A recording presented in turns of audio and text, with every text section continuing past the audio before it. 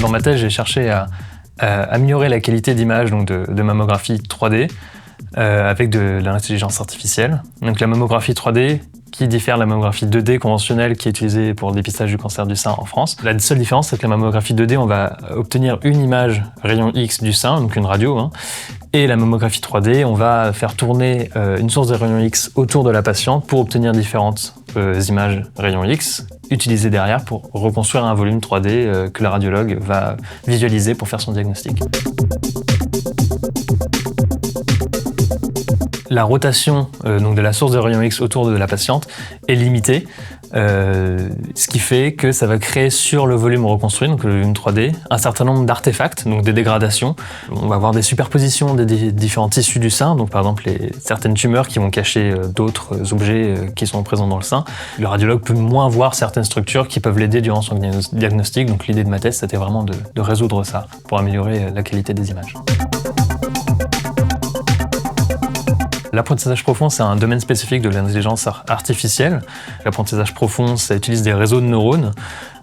Donc c'est un ensemble d'opérations mathématiques qui sont combinées les unes derrière les autres, donc qui transmettent de l'information les unes aux autres. L'idée, ça va être d'apprendre, de faire en sorte qu'un ordinateur puisse apprendre des choses.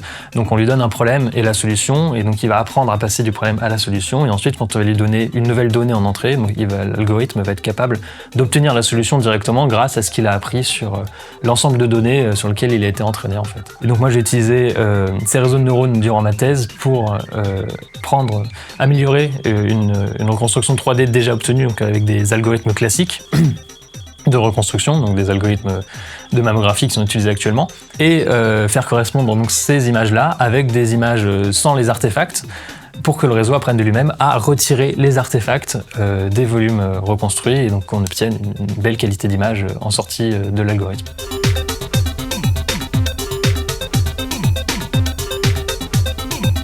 Il y a un grand paradigme assez classique en apprentissage profond qui est l'apprentissage supervisé. Donc c'est cette histoire d'avoir une image d'entrée, une image de référence à laquelle on veut se comparer et apprendre le lien entre les deux. Dans le cadre de ma thèse, la donnée de référence, ça serait une image de mammographie qui a été créée, acquise, avec un système de mammographie parfait, donc qui tourne complètement autour de la patiente et qui acquiert beaucoup d'images pour pouvoir avoir une reconstruction 3D qui n'a pas d'artefacts.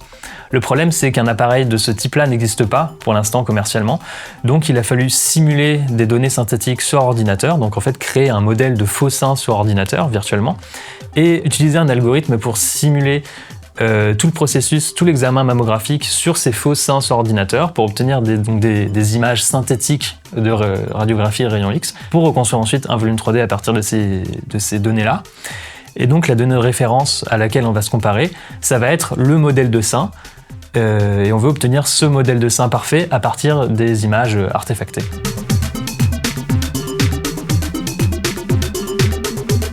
Durant ma thèse, j'ai aussi cherché à estimer l'incertitude de mes reconstructions obtenues par les algorithmes d'intelligence artificielle. L'idée, c'est de calculer une carte de confiance de ce que l'algorithme a fait et de ce que l'algorithme a reconstruit.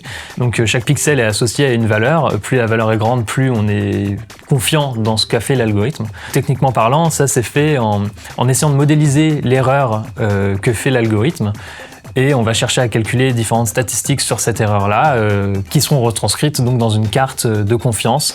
Donc c'est deux tâches en même temps. Donc le réseau de neurones a une tâche de reconstruction d'images, et donc pour enlever les artefacts, et une deuxième tâche qui est d'estimer sa propre erreur, et d'estimer en fait sa propre fiabilité par rapport aux données d'entraînement sur lesquelles le réseau a appris à résoudre le problème.